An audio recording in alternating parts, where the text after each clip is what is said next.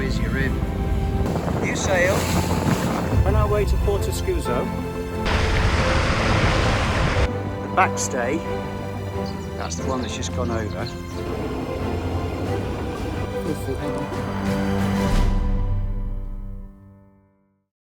12:04 and we are leaving Cagliari. We'll be back in 2 weeks' time, but here we go. Sardinia is the largest of the Italian islands, lying about 220 nautical miles west of Naples across the Tyrrhenian Sea. The northeast yacht chartering coast around the Maddalena Islands is popular with summer sailors. That area is very different to the south coast of Sardinia. Sailing between the southern located capital, Cagliari, and the western islands of San Pietro and Sant'Antioco, there are 8 harbours and around 24 anchorages. This area is Sardinia's quieter alternative and said to be ideal for explorers and individualists alike. However, the southwest coast, with more than 300 nautical miles of open sea to the Spanish mainland, is exposed to the full force of Mistral storms. Sailing this coast of Sardinia is not for the faint-hearted, but we were itching to get going. 2 weeks of non-stop boat maintenance, repairs and upgrades had kept us moored up in port and landlocked on the hard. Despite the broken rib injury Sheenagh was suffering, you can find out how that happened in the previous episode. She didn't want to stay shorebound any longer. It was time to move out into open water and explore the lesser-known sailing area of this big Italian island. Our sailing route will take us around the most southern cape to the exposed western coast and sheltered eastern bay of Isola di San Pietro. How will our new sail perform? Will the new depth sounder work reliably? But more worrying is how will the first mate manage with a broken rib? New sail. Telltales there on the outside. One of them got stuck. Won't be able to tighten the halyards in the load. I thought in the contract I'd asked for some reinforcements where the radar is. That spreader and the radar. I can't see any reinforcement. We thought that one was an anchor. It started moving towards us. Slowly trawling. See its body there. There it is. It's too easy for these guys. They're not servicing to breathe very often. No. Oh, brilliant.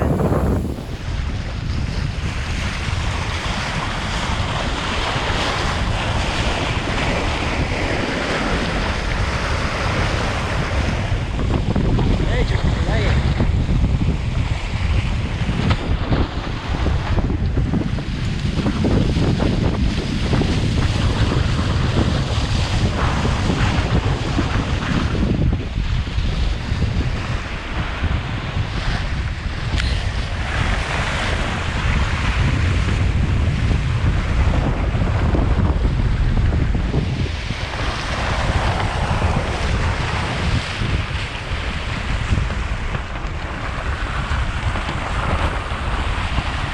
Sorry Dolphins, that's your playtime over. Gonna have to bring the head sail in because the wind has really got up. Arriving at a little bay after a very changeable day. We've had no wind and loads of wind.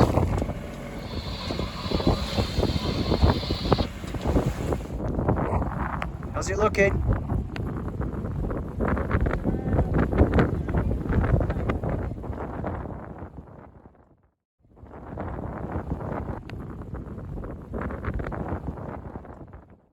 We've had a very windy night. I recorded 27 knots at one point. It's been a hard night, so we have 36 nautical miles, and if we don't do it quickly, as in get there before 1 o'clock, it's going to be difficult to get in against the wind. If it proves too bad, we can come back and go to Sheenagh. But it is pretty round here, but it's really nice in good weather.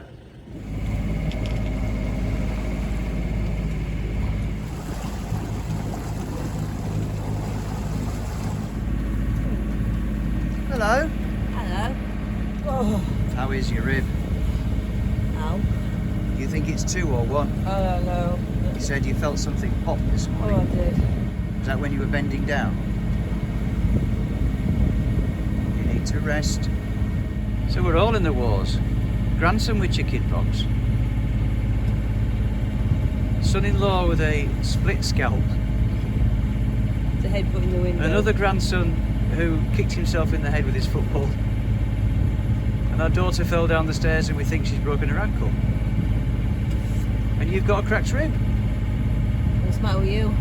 Well, unusually. You're alright so far. Unusually I don't have anything wrong with me at the moment.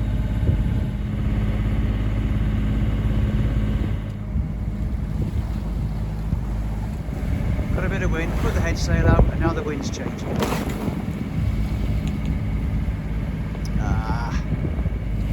And the water has just gone glass-like. Just a few moments later, you get a little bit of breeze. So we have just had to take the sails down. We did have head and main up, but now we're heading due west past the end of the island. Just over there, sticking out of the water a little bit, right centre of picture, is some rocks. Well, it goes to 17 metres.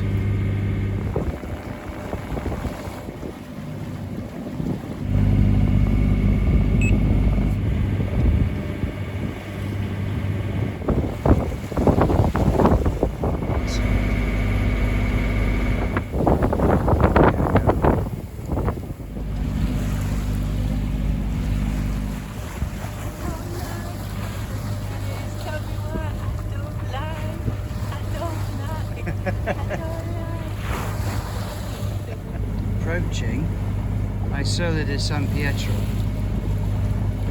and the weather is absolutely nothing like that which we expected. The predictions were for very high winds, and the approach we thought was going to be horrible.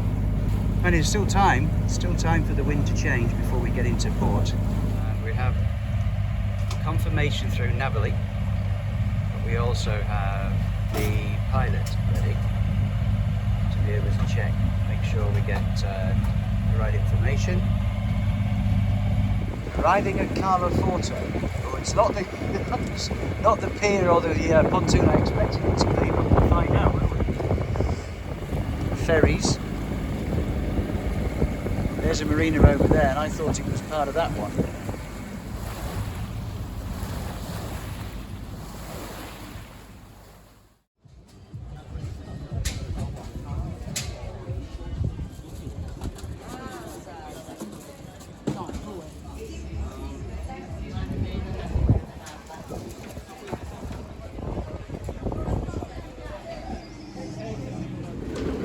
Them Mistrals again. What are you doing? I don't know. Being a sea ant.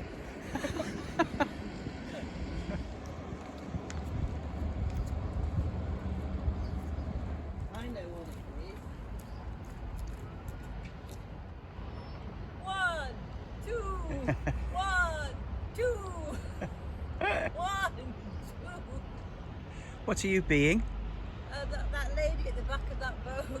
Oh, the dragon boat, the slave driver.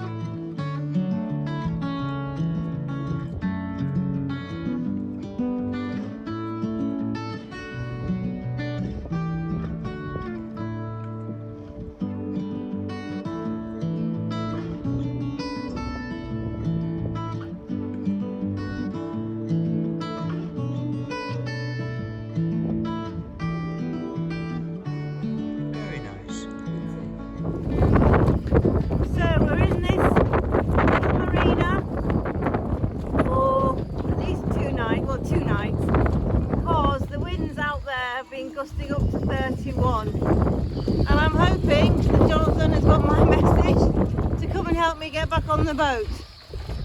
I hope so. Here comes my saviour. Here he is. Perfect. We are leaving Carloforte, but we may well be back tomorrow because where we're going, apparently there's not a lot to it, but we'll still go and see.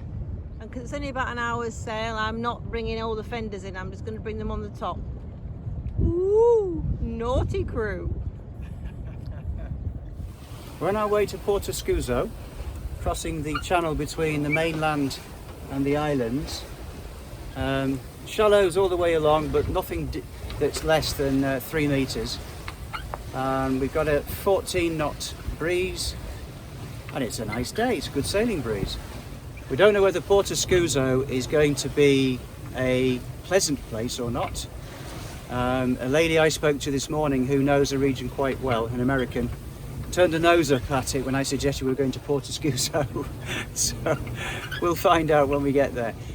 Well, this isn't too shabby. Portoscuso, is it really? It's all right. The side mooring. Side mooring. We haven't done that for such a long time. That was a bit confusing. Well, I was ready. I had all the lines on, got a midships on. Yeah, very good. It's a quiet town.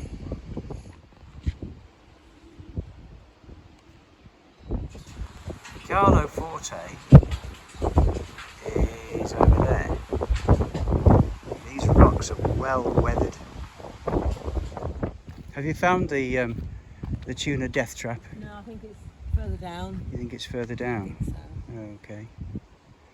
There's a lot of very pretty flowers in this There springtime. are, and the same kind of flowers but different colours.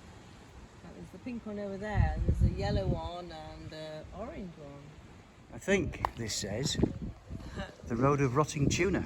Oh. Let's go and see. Sheenagh has been researching about Portoscuso, haven't you, darling? Oh yeah. And yeah, guess what? Yeah, there's lots of tuna gets caught, and also it has to be killed. And there is a place they bring the tuna to kill the tuna, so they bring them in fresh, flapping about on the deck apparently, and then they've got to bring them ashore, still flapping about, and then to kill them. How does that work? Apparently this is it. I beg your pardon, what did you say? It's not in use anymore, but that's where they used to do it. Used to do what? Kill the tuna. Okay. There's an old boat there. 1870. 1870.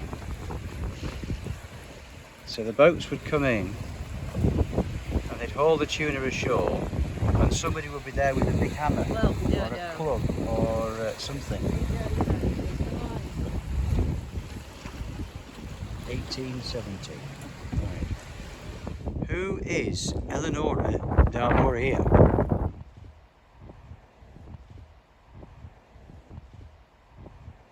But it struck 5 and it's after 5. When in Italy. Oh yes. Woohoo.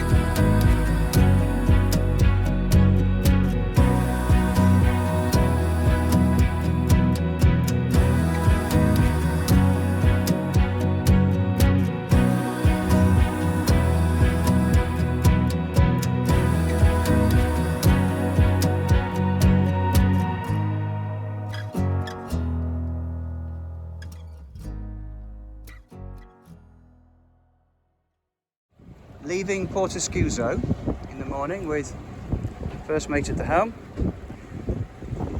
heading back to Carloforte. One night here at Portoscuso, and that's sufficient to be able to see and do everything that it has to offer, really.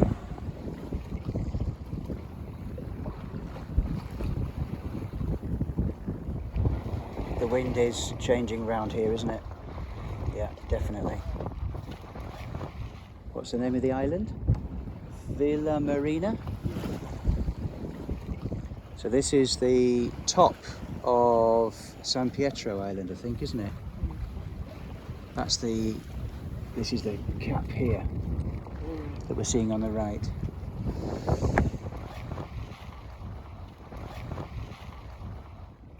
Carloforte at night.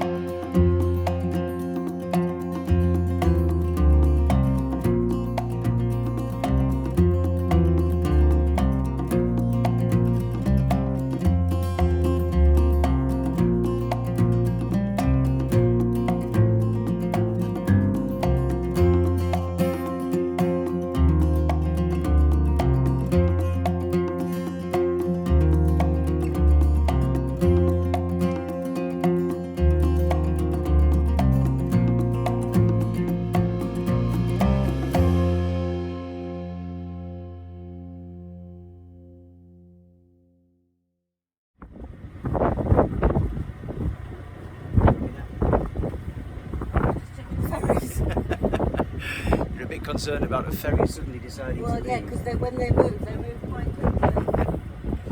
Yeah. We just have to turn around so I'd know if it was coming. Yeah.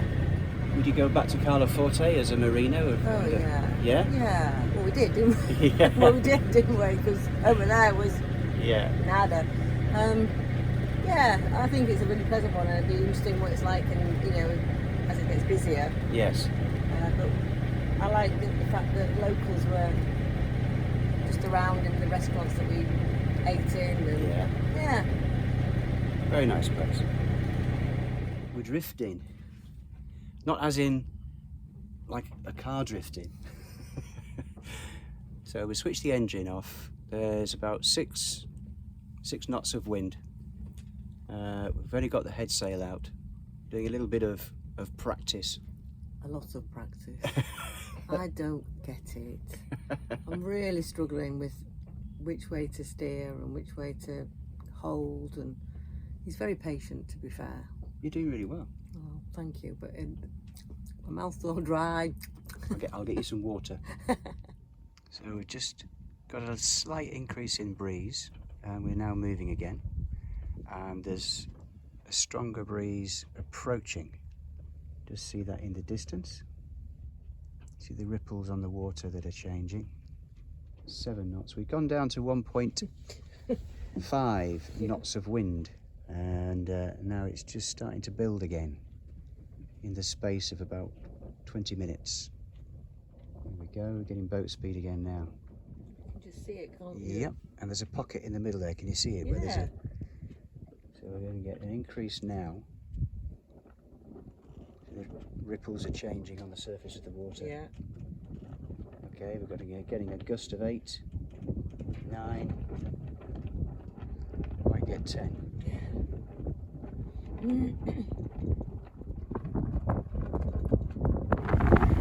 Approaching Calasetta.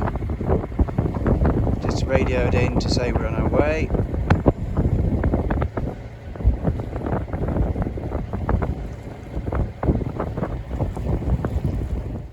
Don't think it's a ghost town, really.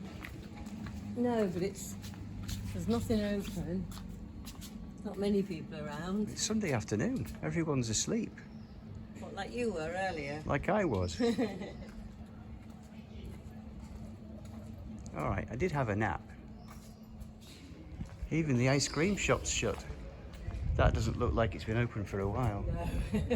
does it? No.